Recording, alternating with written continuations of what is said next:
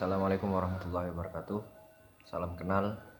eh, Bekam. Jadi bekam itu proses pengambilan darah dari tubuh dengan cara melakukan cupping atau cuping. Jadi istilah sehari-hari mungkin menggunakan kop yang terbuat dari gelas atau mika yang didesain khusus agar bisa menarik permukaan kulit.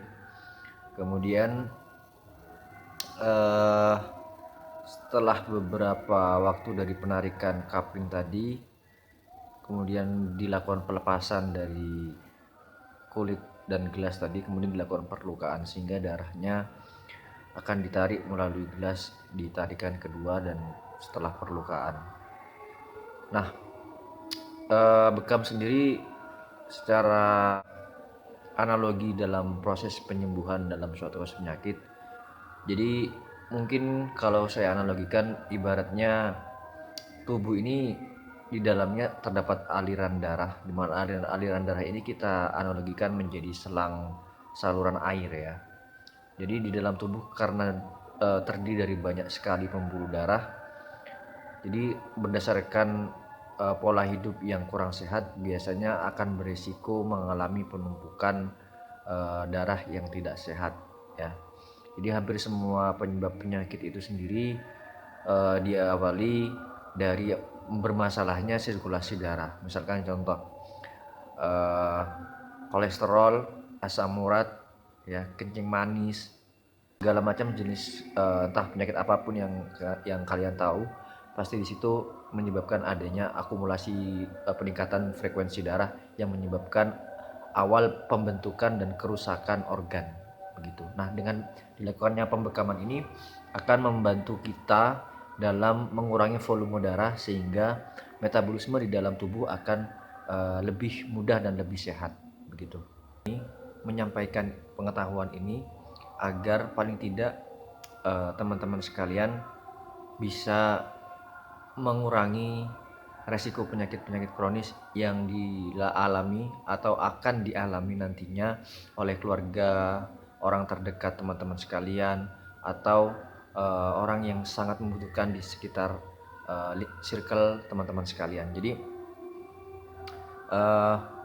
bekam ini sangat mudah sekali untuk dipraktekkan ya. Semua orang bisa mempraktekkan bekam tanpa memiliki titel tertentu, tanpa menguasai ilmu medis yang sangat mendalam.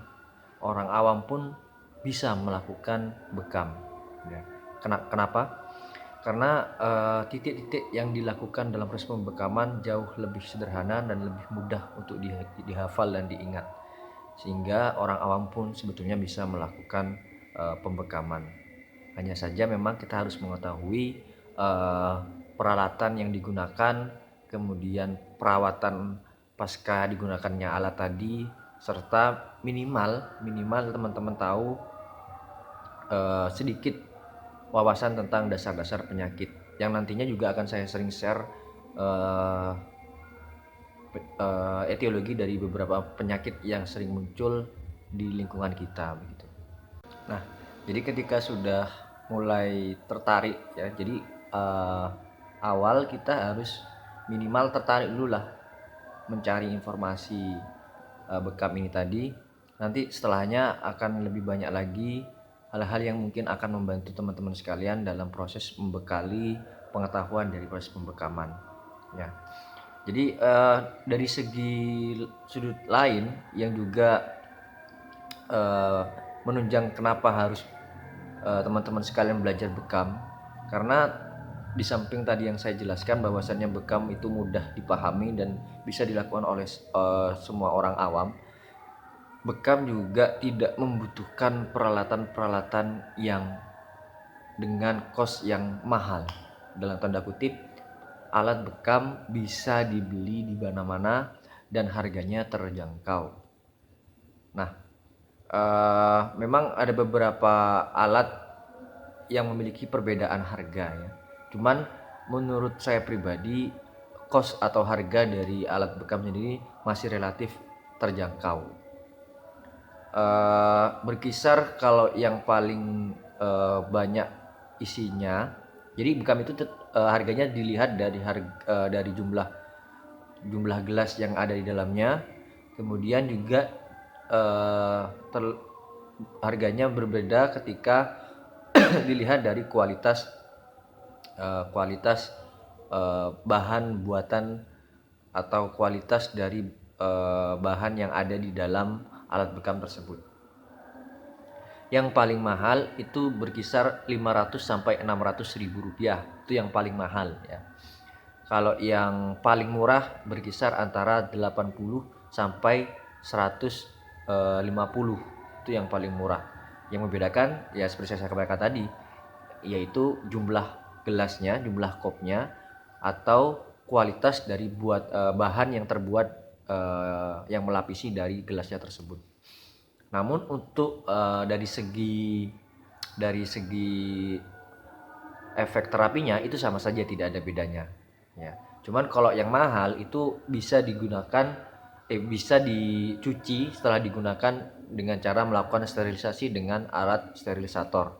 Namun kalau dengan harga yang murah, karena bahannya juga lebih lebih lebih sederhana, jadi pada saat selesai pemakaian hanya bisa disterilisasi dengan klorin ya, rendaman klorin, atau direbus dengan suhu yang tidak terlalu tinggi, karena nanti kalau suhu terlalu tinggi akan memuai begitu. Nah, dari situ jelas sekali bahwasannya bekam ini bisa dilakukan dan tidak ada hambatan untuk dilakukan oleh siapapun orang yang ingin melakukan pembekaman. Di samping itu, kenapa saya membuat sebuah vlog dan penjelasan tentang bekam? Banyak sekali orang-orang yang menengah ke bawah perekonomiannya tidak bisa melakukan pengobatan ke pelayanan medis karena tidak mempunyai biaya.